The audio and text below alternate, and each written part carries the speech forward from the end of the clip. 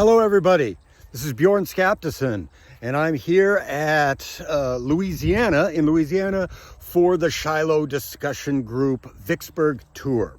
And I am telling you this right now because I think I have visited a place that we would love to go, and I don't think we're going to go there. If it turns out we don't go there, I'm making you this video. Where are we? Well, we are on the levee.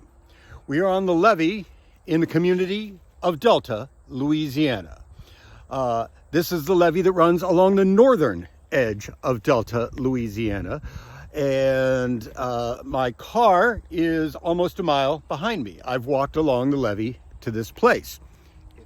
And so what I want you to see is the trace of Grant's Canal in this area. And what you can see here, it's hard to figure it out and make it really instructive, but you might be able to see head of Grant's Canal.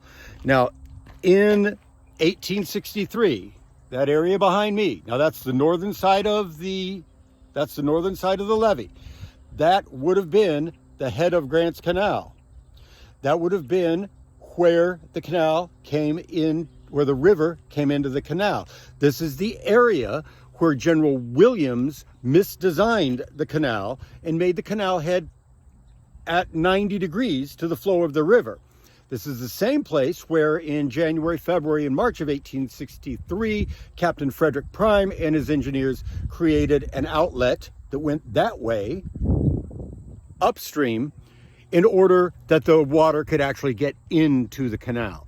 This is also the place where the two steam dredges, Samson and Hercules, were working right back here in order to dig out that new entrance to the canal, the new mouth, or the new head of the canal.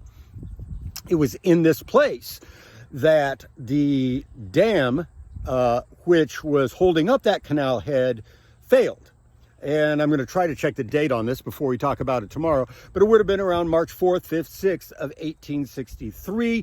The dam failed, the river was booming, and this is where that cataract of water came flowing out of the canal head and into Grant's Canal. And I'll now show you behind me. That ditch behind me leads all the way to the canal trace. That ditch leads all the way to the canal trace. That is where the canal was. Now, I believe on the west side of the canal, this side, that side, is where Grant had camps. Camps, I believe, of 13th Corps troops were back there. And they had created crevasses in the canal in order to drain the water that they didn't want in the canal. They needed to cut out tree stumps. They needed to dig it deeper. They needed to do all sorts of things. But there were crevasses intentionally cut in the side of the canal. And when the flood came, it flooded Grant's camps. It flooded all of Grant's camps, and it flooded those guys out. And that was the death knell for the canal. Now, Captain Prime had one more trick up his sleeve. He attempted to use barges filled with dirt to reseal the head of the canal. And he brought those in and he attempted to put them in there. He attempted to put down stakes and tie into the riverbed and tie them to that.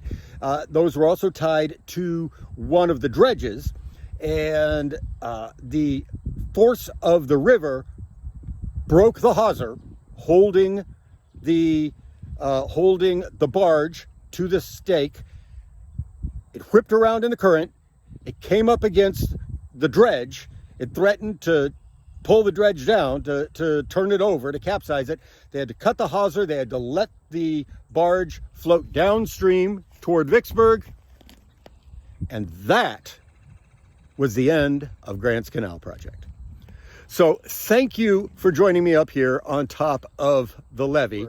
I've made you this video so you can be in a place where no historians ever go, where no students of history almost ever go. And this is not the canal trace, which is near the mouth of the canal. This is the canal head.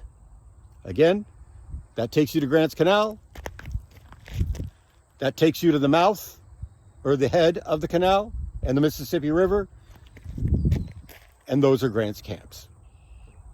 Thanks a lot.